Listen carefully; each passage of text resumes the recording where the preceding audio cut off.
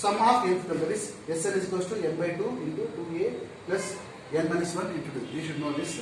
And then if last term is given, then Sn is equals to n by 2 a plus an. So these are the things we must know. Then what is a? A refers to first term. What is D? D refers to common difference. What is an? A refers to nth term. Then Sn is equals to sum of n terms.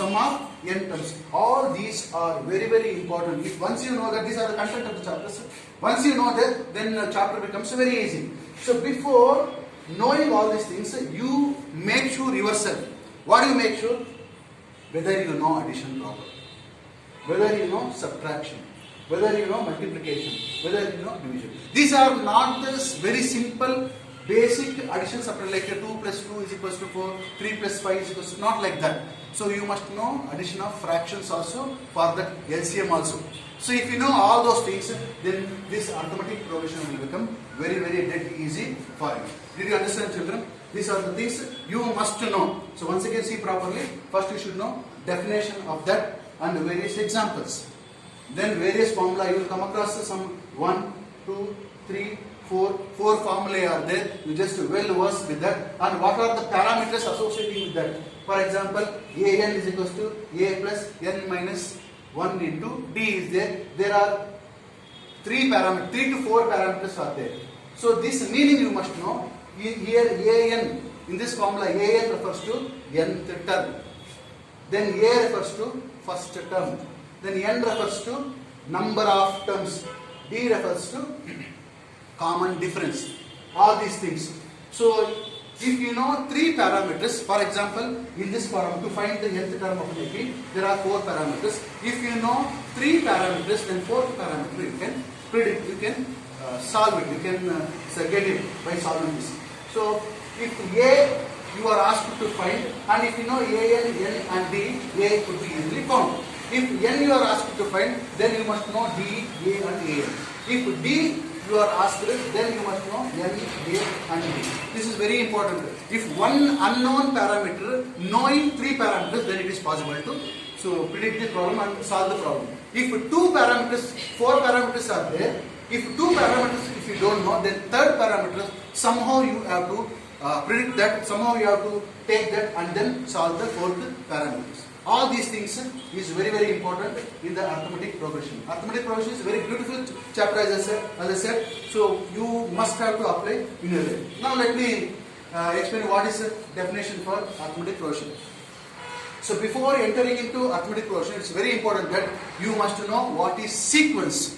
Sequence is nothing but set of numbers with a definite order. For example, 1, 2, 3, 4, 5, 6, etc. are the number set of numbers. So these set of numbers have some definite order. For example, you can take another example also. 2, 4, 6, 8, 10. These are the set of numbers having certain definite orders. What is the order? For example, in first case, 1, 2, 3, 4, 5, 6. 1 plus 1, 2, 2 plus 1, 3, 3 plus 1, 4. These are the natural numbers you can know. In the second example, 2, 2 plus 2, 4, 4 plus 2. So there is some certain definite order is there. If any set of numbers having definite order is known as sequence. That is known as sequence, not written here. If a sequence have particular constant addition or subtraction, then it is known as arithmetic progression. Arithmetic progression is nothing but a list of numbers in which the difference between two consecutive means 7, 2 and 7 are the consecutive numbers, or 7 and 12 are the consecutive numbers, or 12 and 17 are the consecutive numbers. Consecutive number means numbers which stays beside. These are the 2 consecutive numbers, okay? So these 2 consecutive numbers, difference as you can see that 2 plus 5 is 7. 7 plus 5 is equals to 12. 12 plus 5 is equals to 17. 17 plus 5 is equals to 22. That means there is one constant number. After adding that, you will get the subsequent number. If such is the case, then it is called arithmetic progression. Arithmetic progression, you will have a constant number. After adding that, subsequent number is God. So thus a sequence becomes arithmetic progression. Once again let me tell you definition. A list of numbers in which the difference between any two consecutive number remains constant. For example, if you take, what is the difference between 7 and 2? 5. What is the difference between 7 and 12? 5. What is the difference between 12 and 17? 5. What is the difference between 17 and 22? 5 itself. So when you get the constant and the common difference in a set of number, that becomes arithmetic progression. This is one such example. 3 such example is given. So your duty is you have to make some 50 such examples, taking first 1 as a difference, 2 as a difference, 3 as a difference, 4 as a difference. That is positive way. Negative way also. For example, you can see that 5. Next number is 2. How 5 became 2? By subtracting 3 from 5 it became 2. The next number after, the consecutive number after 2, we have got minus 1 here. How we got minus 1? 2 minus 3 is nothing but minus 1. Again, next number we got minus 4. How we got this? Minus 1. After subtracting minus 3, we got minus 3. Next further number also you can predict like this. Not only the constant number should be positive, so negative number also should be considered. You can consider fractions also. Fractions also you can consider. By this examples, 3 example is given.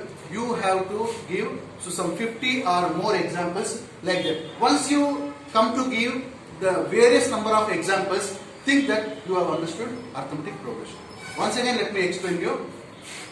Arithmetic progression is nothing but the list of numbers, the difference of which will have always constant. The difference of which will have always constant. For example, 3 things are given. 3 examples are given. So you have to make 50 examples. Understand? So in the next class, in the next video class, after you send all this homework, then I will explain you how to make this formula and how to adopt this formula while solving the problem. Understood, children? So now you make a note of all those things. Once our teachers will cover all these things. Make a note of this and write down in the notes and then give some 50 examples. Okay? Thank you. Thanks a lot.